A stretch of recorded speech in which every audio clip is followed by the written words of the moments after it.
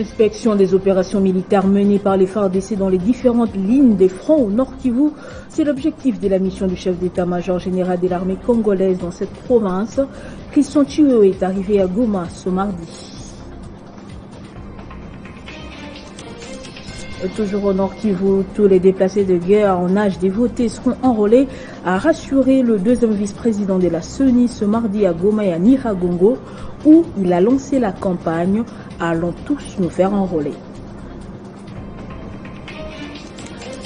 Et puis en sport, football préparatif CHAN 2023, les Léopards A' de la RDC ont bouclé leur stage ce mardi à Tunis. Après leur victoire face à la Libye en amical, les hommes d'Otis Ngoma se sont inclinés aujourd'hui devant l'équipe du Mali par 1-0. Nouveau journal sur Télé 50, bienvenue à tous. Le chef d'état-major général des FARDC est arrivé à Goma ce mardi 10 janvier. L'objectif, inspecter les opérations militaires menées par les FARDC dans différentes lignes des fronts dans la province du Nord Kivu. Il s'agit de sa première mission en tant que chef d'état-major général. Christian Chiwewe visite une province sous état de siège avec plusieurs contrées assiégées par le 1-23 soutenu par le Rwanda en territoire de Rutshuru et Nyiragongo. Première visite officielle du chef d'état-major général de forces armées de la République démocratique du Congo à Goma. C'est 10 janvier 2023, depuis sa prise de fonction. Le lieutenant général Christian Chiwewe Songesha vient en visite d'inspection et de commandement en cette période de troubles sécuritaires dus à la guerre d'agression. Je suis en visite, n'est-ce pas, de mes unités. Donc je dois contrôler mes unités. Nous sommes pendant les opérations et je suis là pour ça. Merci beaucoup. Avant de passer les troupes en revue, le chef d'état-major général a été accueilli au pied d'avion par le comité provincial de sécurité et le maire de la ville de Goma. Détachement d'honneur de la 34e région militaire et 33e groupement naval est rangé pour vous accueillir et vous rendre les honneurs à l'occasion de votre visite de travail à Goma. Processus électoral, le deuxième vice-président de la Commission électorale nationale indépendante a lancé au Nord Kivu, précisément à Goma et à Nyiragongo, la campagne dénommée « Allons tous nous faire enrôler ». À l'occasion, Didi Manara a rassuré tous les déplacés de guerre que tout le monde en âge de voter sera enrôlé, même ceux ayant fui les combats entre les forces armées de la RDC et les rebelles du 1-23. Dans les cas où ces déplacés ne regagnent pas leur milieu naturel suite à l'insécurité, la CENI organisera leur enrôlement dans leur camp de déplacement. Cette caravane motorisée, organisée par la CENI, est partie du rond-point Instigo à Goma, en passant par les artères principales du chef-lieu du Nord Kivu, pour aller chuter dans les cas de déplacés de guerre de Kanyaruchinya. Nous sommes dans le territoire de Nyiragongo. Sur place, sous une pluie fine, Didi Manara, deuxième vice-président de la CENI, s'est adressé aux déplacés. Il leur a rassuré qu'eux aussi seront enrôlés malgré leur situation. Nous sommes venus ici, au camp de déplacés, pour donner un signal fort, comme quoi ils sont congolais comme tous les autres et ils jouissent de tous les droits, y compris le droit au vote. Alors, nous espérons que la paix va régner et que l'enrôlement pourrait avoir lieu comme c'est le 16 de février prochain et qu'ils vont tous retourner chacun dans son village. Mais s'il n'était pas le cas, la CENI va amener ici des centres d'inscription au niveau des camps des déplacés. Donc c'est un signal fort que nous lançons au peuple congolais, que la CENI veut l'inclusion. Cette campagne est saluée par plusieurs notables et personnalités du territoire de Nyiragongo, car selon leur dire, il y avait des doutes que la CENI pourrait enrôler même les déplacés de guerre. Nous ne pouvons qu'encourager cette opération d'enrôlement et nous profitons de vos caméras et micros pour appeler toute la population à s'enrôler massivement. Et comme Elie dit quoi, je tiens à encourager toute la population du territoire de Nyiragongo à venir s'enrôler. Pour compatir avec ces personnes déplacées de guerre, la CENI leur a amené des vivres et non-vivres constitués de riz, de gobelets et de bidons vides pour puiser de l'eau. Nous allons rester dans ce chapitre. Un atelier de formation des observateurs du réseau d'observation des confessions religieuses VD Kinshasa a été ouvert ce lundi par les chefs des confessions religieuses réunis au sein de la plateforme, la commission d'intégrité et médiation électorale CIME, pour renforcer la qualité et de la transparence dans les processus électoraux en cours. Héritier Tamboura. C'est du lundi 9 au mardi 10 janvier de l'année en cours que les observateurs du réseau d'observation des confessions religieuses ROC étaient en atelier des mises à niveau dans les cadres du processus électoral. Cette formation vise à outiller ces observateurs sur les principes et techniques essentielles à la récolte des informations et à l'élaboration d'un rapport d'observation digne des fois. Devant plusieurs personnalités réunies dans l'amphithéâtre de l'université William Obout, le président de la plateforme des confessions religieuses, le pasteur Dodo Kamba, a, à l'occasion de l'ouverture de cet atelier, indiqué que l'année 2023 est une année électorale, une année des grands enjeux politiques, car les Congolais seront une fois de plus appelés aux urnes pour se choisir leurs dirigeants, partant du président de la République aux autres institutions politiques à mandat électif du pays.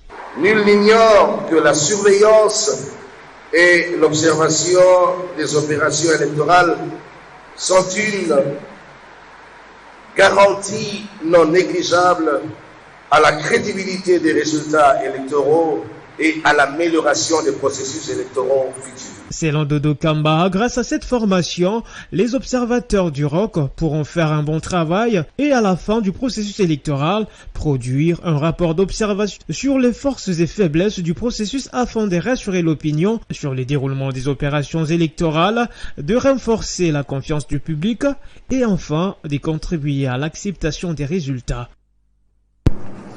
Et pendant ce temps, l'Alliance des forces pour le bien-être des Congolais, parti Charanene Lungankulu, se dit non concerné par l'opération d'identification et d'enrôlement des électeurs et reste fidèle au Front commun pour le Congo de Joseph Kabila Kabange. L'FBC exige par ailleurs la mise en place d'une CENI consensuelle.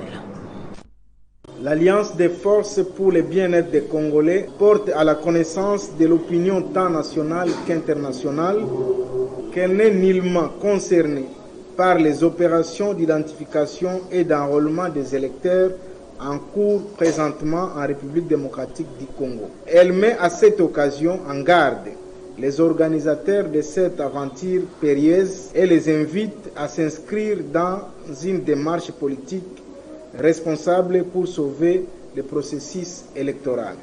L'AFBC réitère la position de sa famille politique, le Front commun pour le Congo, l'exigence du caractère consensuel autour du processus électoral. Il s'agit de la recomposition de la Cour constitutionnelle, la loi électorale consensuelle, la représentation de toutes les parties prenantes au sein de la CENI, tout en exigeant la tenue des élections inclusives, transparentes, crédibles, apaisées et sécurisées, et c'est dans le délai constitutionnel, l'AFBC se réserve le droit de recourir à l'usage de l'article 64 de la Constitution pour sauver notre jeune démocratie chèrement acquise. L'AFBC réaffirme son appartenance au FCC et renouvelle sa toute loyauté à son Excellence M. Joseph Kabila Kabange, président de la République honoraire.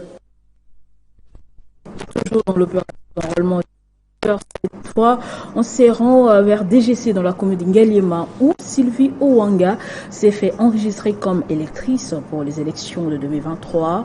La présidente de l'association sans but lucratif ADSC a profité de l'occasion pour appeler les habitants de sa commune à s'inscrire aussi au registre des électeurs de la CENI. Nous sommes au quartier Maninga dans la commune de Ngalema. Le centre d'inscription de l'Institut EP2 Maninga reçoit ce jour une personnalité importante, à savoir Sylvie Owanga. La présidente de l'ASBL Agir pour le développement social des Congolais a voulu montrer par l'exemple en remplissant son devoir civique. Devant la presse, la femme politique a rappelé l'importance de prendre part au processus électoral aux fins de décider sur l'avenir du pays. Sylvie Owanga a profité de l'occasion pour encourager la population à s'enrôler massivement pour cette session électorale. La présidente de l'ADAC est très active dans les actions sociales dans la commune. En octobre dernier, son ASBL avait inauguré un centre de santé moderne à quelques encablures de DGC Barré. Et puis le président fédéral du mouvement pour la libération du Congo, Lukunga, John Efambe, a aussi obtenu sa carte d'électeur à Kitambo. L'homme était accompagné d'une foule immense. Suivez. Processus électoral, John Efambe, président fédéral du mouvement pour la libération du Congo, MLC Lukunga, vient d'accomplir son devoir civique. Le premier des fourmis du parti cher à Jean-Pierre Bemba Gombo a reçu sa nouvelle carte d'électeur ce samedi 7 janvier 2023 dans les districts des Lukunga. Il s'est fait enrôler au bureau de la Commission électorale nationale indépendante CENI située à Kitambo. Le président de la fédération du MLC a été accompagné par une foule immense de la population qui constitue sa base électorale. Une ambiance euphorique a marqué cette descente de John Efambe dans cette circonscription électorale de la ville de Kinshasa où il est candidat à la législative nationale prochaine. Je viens de m'acquitter de mon devoir citoyen, d'obtenir ma carte d'électeur pour pousser aux habitants et habitantes de la circonscription de Lukunga d'emboîter le pas.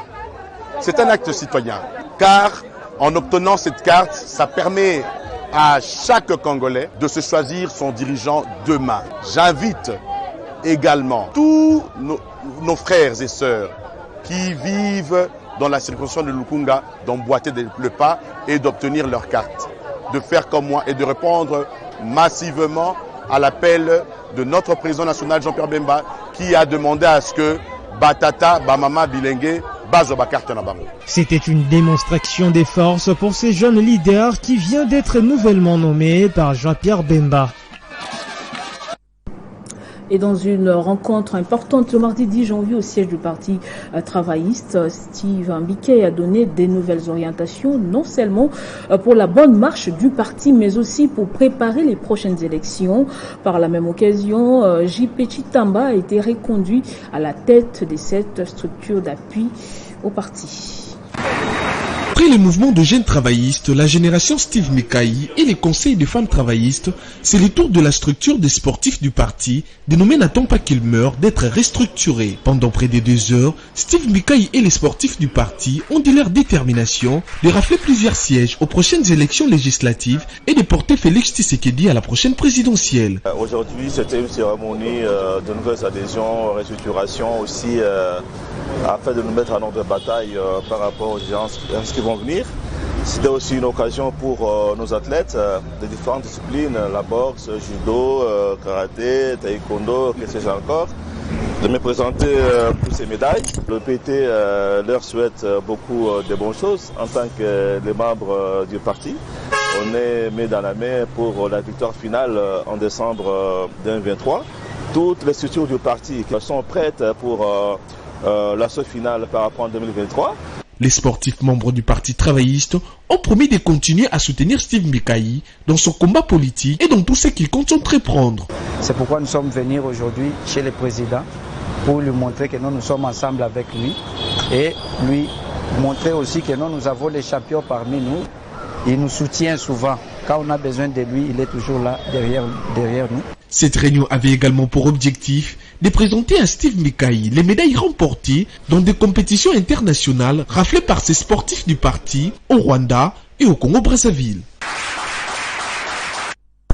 Tout à fait autre chose, la planification des activités pour une régulation efficiente de la sous-traitance au cours de l'année 2023. Voilà entre autres le sujet au centre de l'audience accordée au directeur général de l'autorité de régulation de la sous-traitance dans les secteurs privés, Miguel Cachal Katem, par le ministre de l'entrepreneuriat, petites et moyennes entreprises, Eustache Mourandi.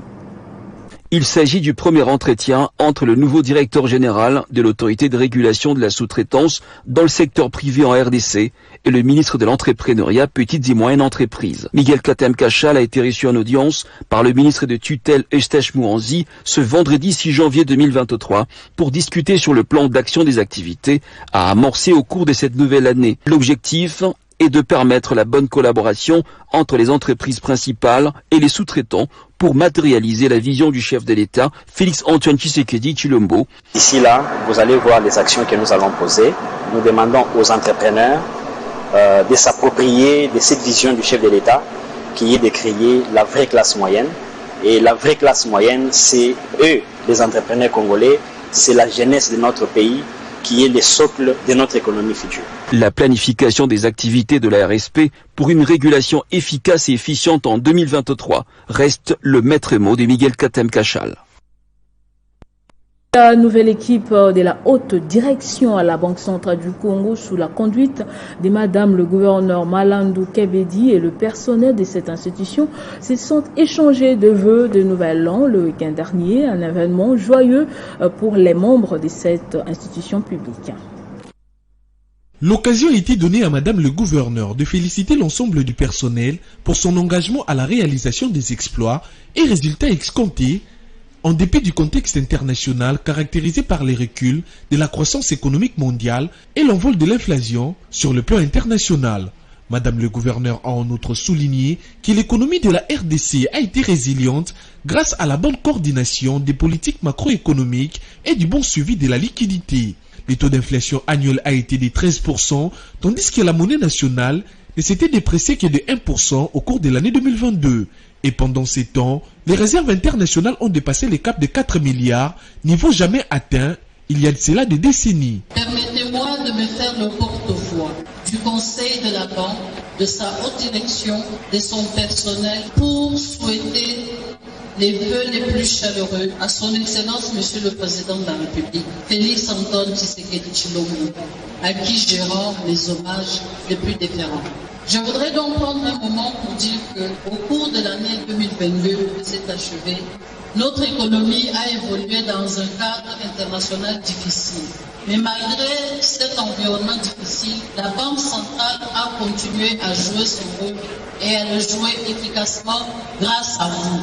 Pareille performance n'a pas laissé indifférent le personnel de la BCC qui ont réservé des cadeaux très parlants à sa haute direction. À Madame le gouverneur, un tableau d'une maman en train de surveiller les comportements du marché sur fond de son expérience dans les institutions internationales. Au premier vice-gouverneur, une sculpture en bronze de l'animal okapi reflétant son parcours exceptionnel à la Banque centrale du Congo et une personnalité en plein à l'amélioration du confort de l'ensemble du personnel. Enfin, le deuxième vice-président a reçu une sculpture en bronze des rhinocéros, reflétant ainsi la rigueur et le respect strict des textes de loi dans la gestion. Cérémonie sanctionnée par une photo de famille.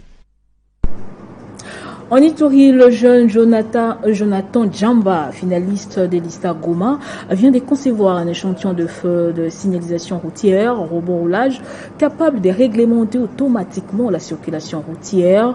Dépourvu de moyens financiers conséquents, il lance un appel aux autorités de sa province et des opérateurs économiques de lui venir en aide afin de concrétiser cette œuvre qui sera bénéfique pour la population de l'Ituri. On l'écoute. Lorsque je faisais mes études, comme en Ituri, cette technologie n'a jamais été à Paris. Donc je suis allé découvrir à Goma. Qu'est-ce qui manque à l'Ituri pour que de telles initiatives soient aussi employées à notre province? Et du coup, avec mes recherches et les études que j'ai fait, parce que j'ai fait l'Ista Goma, j'ai fini déjà mon premier cycle. Je suis revenu ici à Bunia et directement je suis passé pour concevoir cette technologie.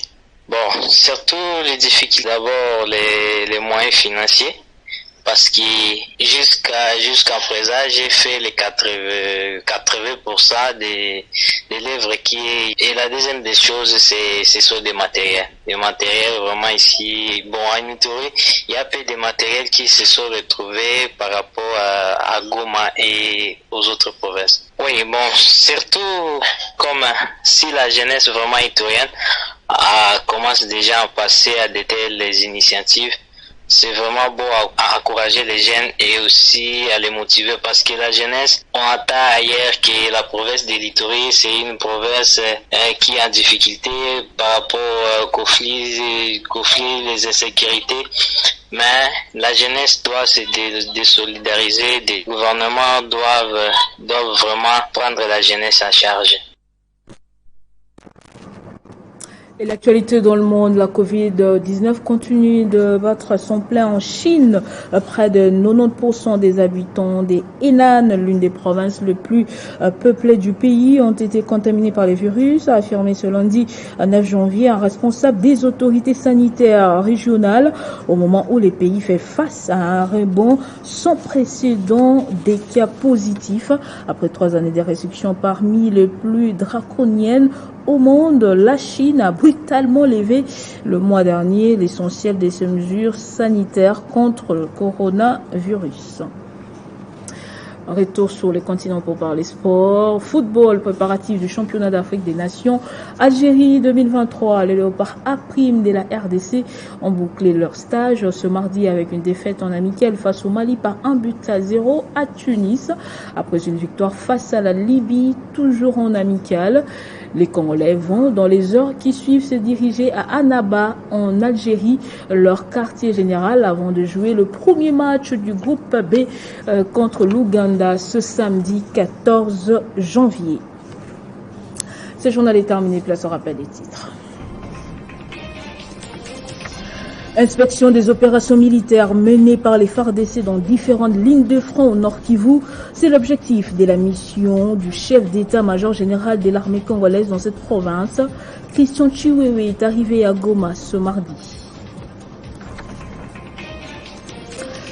Toujours au Nord Kivu, tous les déplacés de guerre en âge de voter seront enrôlés, a rassuré le deuxième vice-président de la CENI ce mardi à Goma et à Nyiragongo, où il a lancé la campagne « Allons tous nous faire enrôler ». Et puis en sport, football, préparatif CHAN 2023, les Léopards A' de la RDC ont bouclé leur stage ce mardi à Tunis. Après leur victoire face à la Libye en amical, les hommes d'Autisme Goma se sentent inclinés aujourd'hui devant l'équipe du Mali par 1-0. Merci de nous avoir suivis de partout. L'information reste en continu en temps réel sur votre télévision.